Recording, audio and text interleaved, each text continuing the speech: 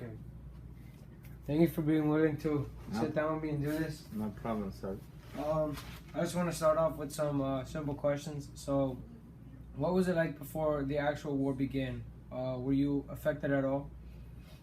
Yes, before the actual war began, everything was peaceful. Everybody was living normal life, and after the war started, or people start getting affected because of conflicts and things are happening. When every time there was fight between the guerrillas and militaries. How old were you at the time the conflict started? When the war started? 12 years old. Who were you living with at the time? With my parents. Who else was included in your family? What do you mean, who else is included? Like, who else was a part of your family at that time? That was my father, my mother, and 4 brothers and a sister. Where were you living at that time? We were just living in a small village called Canton Terreros. Where was that? That was one of the states, in one of the north states of the country. So it was like in the mountains? Very close to the mountain, yes. How were you affected? How was your family affected? And then how were you guys affected as a whole? Very affected because we had to leave the village at some point when all the conflict started, because when the guerrillas started reuniting, they were stealing arms and stuff like that, and my father had some pistols and rifles, and one night they came to try to get them from him, but he sold them way before the Civil War started, so they couldn't find nothing, so they tried to kill him. And then he didn't want to go through that again, so he had to leave the village, and he moved to a bigger town. So he left everything behind. He left the house, properties, all the stuff that he had, and started a new life in a different town. What was that new town? That was called Tehutla. That's the one. Oh, okay. My parents actually still live there. Yeah, so like what else did you have to do to stay safe? To stay safe, that was one of the things. We went to that village over there, at that town over there, which was how do you call it, like a permanent police, keeping that town safe. And then whenever we had to travel, we just gotta try to choose the hours that it was much more safer to travel, because sometimes the guys will come out and try to kidnap people.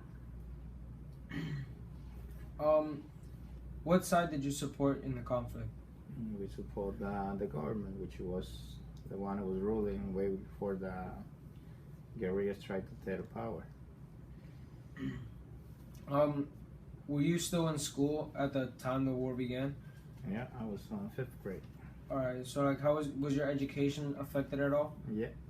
Well, because when we had to leave the village over there, we went into a different town. We had to start.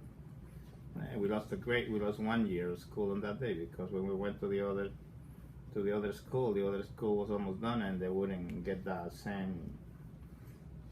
I mean, they wouldn't give us credit for all the time that we lost, because we lost easy, probably between the changes, maybe a month or maybe more. So a lot of some of the students make it, some didn't make it, some they lose a year and have to repeat that year of school. And then the schools will get closed too, and whenever the guys would come and try to take over the town or get possession of the towns where the army was keeping safety, the school will close for maybe a week, 2 weeks, depending on how much the conflict will last. It will last. Did you ever leave Tehutla while the war was still going on? No, I went to study a different place, but we were still living in Tehutla. Were you affected when you were studying over there? Like, what town were you studying in? Yeah, I was in the same town that I was studying, yes, and the town got attacked like a couple times, and whenever it was attacked, the school was closed for a few days. And the teachers, some of the teachers, they would leave the school because they were afraid, and then sometimes you had no teachers. until they will get somebody else will come into town because they were all afraid to come to work. Oh, okay. So, how did the guerrillas fight? Like, what did they control? Well, they used to fight against the army. All of the places that there was army, they would try to kick them out, and then they would take possession of more land, and that's the way. But sometimes the army will let them take possession until a point, and then they will gather a lot of soldiers together, and they will wipe them out. They will clean up the whole area, and then the guerrillas will come back. They will hide whenever the army will come and try to clean the whole area. Some they will hide, some they will die, and some they will escape. So it was all different. So, how did the government respond to the guerrillas? Like, what defenses were put into place? Well, that's what was spread. Whenever the government was feeling that the guerrillas were taking over of some of the towns, that's the way we respond. He would gather a whole bunch of soldiers and put them together and attack them, and then it would clean up the whole area. And then with the time, the guerrillas will take over again, and then the government will come up and clean them again. Did the government have any attacks, like air attacks or like ground attacks from like tanks and things like that? They had everything. They had attacks by air and by ground. They had the artillery and the soldiers going on the ground, and then they had the planes on the air. Did any of the family members that any family members that you had or any people that you knew die because of the conflicts? Yes, we do. We lost some cousins, and cousins most likely. We have an uncle. We lost an uncle. We lost, I think, like 2 cousins. They got killed by the guerrilla. So what happened? Was their village like just raided, or were they killed because, like, for example, they don't want to give up arms? No, 2 of the cousins that were soldiers, and one was already retired, but the guerrillas thought that he was still in the army, and they came out at night and killed his father as a revenge. So that's how the uncle died, and then the other 2 soldiers, the other 2 cousins, they got killed in combat. Did this scare you even more? Yeah, of course it will scare you more because you already see one of the relatives die, so chances it where they could come around looking for more. So like, how did you stay safe from any attacks from the guerrillas? Like, we know you moved, but like, did you get more arms when you were in Tejutla? They every time they get attacked, they will get more arms, but they will come back and fight, and they will kick them out of there. But the only way you will stay safe, you don't have to. You couldn't go out. When you see was any conflict going on, you will try to stay home as much as you could and try to avoid most of the dangerous areas. Were there any government troops stationed in your towns, like, or was it just like police that were there? They did have police and soldiers, but they will always attack and kick them out. So never nothing strong enough to hold the power. So how was your daily life affected, like from the beginning and then like in the middle of the war and then towards the end of it? It was affected in different ways. In the beginning, because we had to leave and start in a different place. In the middle, it was because we had to hide most of the time, because if you know, you will get either kidnapped either by the government or by the guerrillas, because they were having a lot of soldiers, so guerrillas members, they were getting killed, so they had to recruit, and that was, we always had to hide. And then at the end, I had to leave the country before the Civil War ends. What were some lasting effects of the war on like either you or like your family or like on your town? Lasting effects is to destroy almost everything over there. The towns, all the bridges and nice places, they were all destroyed because of the war. So people lost a lot of stuff, and some of the stuff that we have in the town, you won't be able to use it because it will have destroyed or completely destroyed. And that stuff took a lot to rebuild. Some they got rebuilt, some they never got rebuilt back. So all that. What else did you have to do after the war?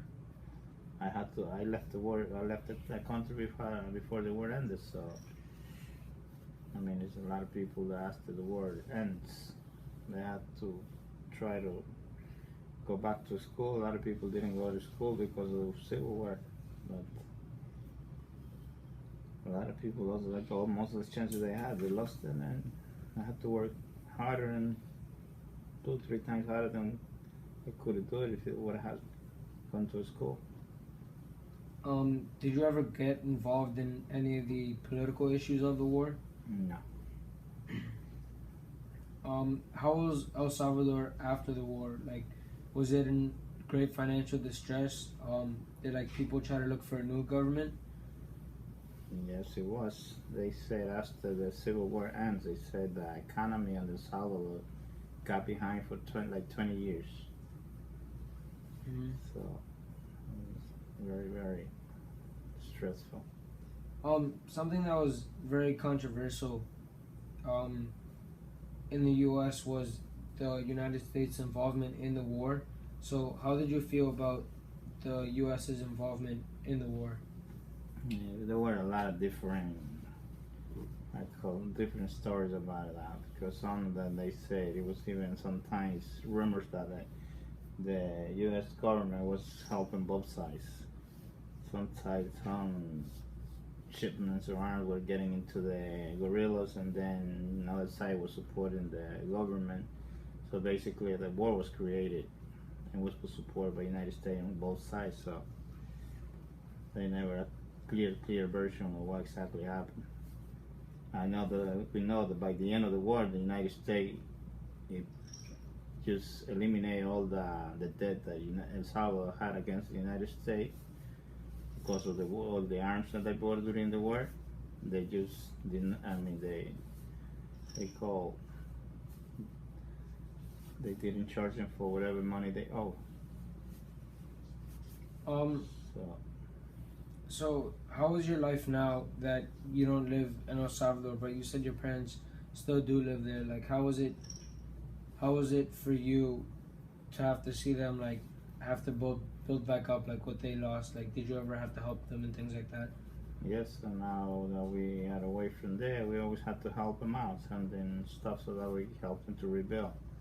But after the Civil War, until the day, they haven't recuperated because of so much unemployment and people that didn't go to school, so they were not used to working hard either, so they didn't want to work hard like they used to do it. The Civil War was left for so long, it was like 12 years.